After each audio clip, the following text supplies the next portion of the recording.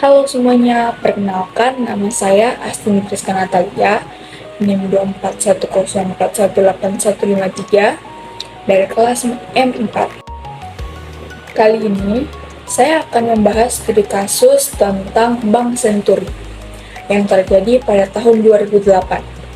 Kasus ini menjadi salah satu kontroversial besar dalam sejarah perbankan Indonesia karena melibatkan bailout besar-besaran dan menimbulkan pro kontra di kalangan publik dan pemerintah. Akhir 2008, Bank Senturi mengalami rush besar-besaran. Pada akhir 2008, Bank Senturi mengalami yang disebut dengan bank run, yaitu kondisi di mana banyak nasabah menarik dananya secara bersamaan karena kehilangan kepercayaan pada bank tersebut. Yang kedua, nasabah menarik dana hingga lebih dari 5 triliun. Total dana yang ditarik oleh nasabah dalam waktu singkat mencapai lebih dari 5 triliun. Dan ini membuat kondisi keuangan Bank Senturi semakin memburuk secara cepat. Poin ketiga, CAR turun di bawah 2%. Akibat terus tersebut, rasio kecukupan modal atau CAR Bank Senturi jatuh drastis ke bawah 2%. Padahal, batas aman menurut regulasi adalah minimal 8%. Poin yang keempat, KSSK anggap krisis berdampak sistemik. Melihat kondisi ini, Komite Stabilitas Sistem Keuangan atau KSSK menilai bahwa kegagalan Bank Senturi bisa menimbulkan efek domino ke bank lain, sehingga dianggap sebagai krisis yang berdampak sistemik. Besarnya bailout dan masalah regulasi. Yang pertama, total bailout sebesar 6,7 triliun. Pemerintah melalui Lembaga Penjamin Simpanan atau LPS akhirnya mengucurkan bailout senilai 6,7 triliun untuk menyelamatkan Bank Senturi. Yang kedua, FPJP dari BI senilai 689 miliar. Sebelum itu, Bank Indonesia juga memberikan bantuan darurat awal berupa fasilitas pendanaan jangka pendek atau FPJP sebesar 689 miliar. Poin ketiga, BI mengubah aturan CAR. Agar Bank Senturi bisa menerima FPJP, BI mengubah aturan rasio kecukupan modal dari minimal 8% menjadi cukup positif saja, yang memicu kontroversi karena dianggap dibuat hanya untuk menyelamatkan bank ini. Poin keempat, BPK menyatakan ini adalah kerugian negara yang jelas. Badan Pemeriksa Keuangan atau BPK menyatakan bahwa tindakan ini menyebabkan kerugian negara yang nyata.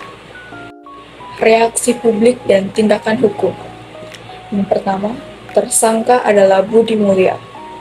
Salah satu pejabat yang terlibat dalam proses bailout ini adalah Budi Mulya, Deputi Gubernur Bank Indonesia yang akhirnya dijatuhi hukuman penjara atas perannya dalam kasus ini. Poin kedua, publik nilai bailout tak transparan. Masyarakat luas menilai bahwa proses bailout Bank Senturi dilakukan secara tidak transparan dan penuh dengan kejanggalan. Poin yang ketiga, DPR membentuk pansus. Karena banyak pertanyaan publik yang tak terjawab, DPR membentuk panitia khusus atau pansus untuk menyelidiki kasus Bank Senturi secara lebih mendalam. Poin yang keempat, isu-isu politik ikut menyeruak. Kasus ini juga menyeret berbagai nama politikus dan menimbulkan dugaan adanya kepentingan politik di balik keputusan bailout yang diambil saat itu. Setelah mencermati kronologi kasus Bank Senturi, penting juga untuk melihat bagaimana opini publik berkembang saat itu. Di media sosial seperti Reddit, banyak netizen yang menilai bahwa dana bailout yang diberikan terlalu besar untuk ukuran Bank Senturi yang sebenarnya bukan bank besar. Salah satu komentar yang cukup terkenal menyatakan, "Too much money spent to save a too tiny bank," yang artinya terlalu banyak uang dihabiskan untuk menyelamatkan bank yang terlalu kecil. Komentar lainnya menyindir bahwa Bank Indonesia seperti memberi menu hotel bintang 5, padahal yang diminta cuma permen. Ini menggambarkan bahwa bantuan yang diberikan terlalu berlebihan dan tidak masuk akal. Apa yang bisa kita pelajari dari kasus Bank Senturi ini? Yang pertama, pentingnya transparansi dan akuntabilitas. Kasus ini menunjukkan pentingnya transparansi dalam pengambilan keputusan, apalagi melibatkan uang negara. Poin yang kedua, batasi diskresi BI dan LPS. Wewenang Bank Indonesia dan LPS dalam memberikan bantuan keuangan harus dibatasi oleh aturan yang ketat, agar tidak sembarangan memberikan dana talangan. Poin yang ketiga, melibatkan DPR dalam keputusan penting. Setiap keputusan besar seperti bailout seharusnya melibatkan DPR agar ada pengawasan langsung dari lembaga legislatif yang mewakili rakyat. Poin yang keempat, batasi regulasi agar tak terulang. Regulasi dan sistem pengawasan dalam perbankan harus diperbaiki dan diperketat agar kasus seperti Bank Senturi tidak terulang di masa depan. Agar lebih memahami pembahasan ini, berikut beberapa istilah penting dalam kasus ini.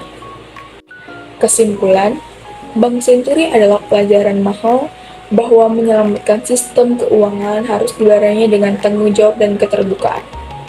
Menjaga stabilitas dan sistem keuangan memang penting, tapi tidak boleh mengabaikan prinsip akuntabilitas dan keterbukaan.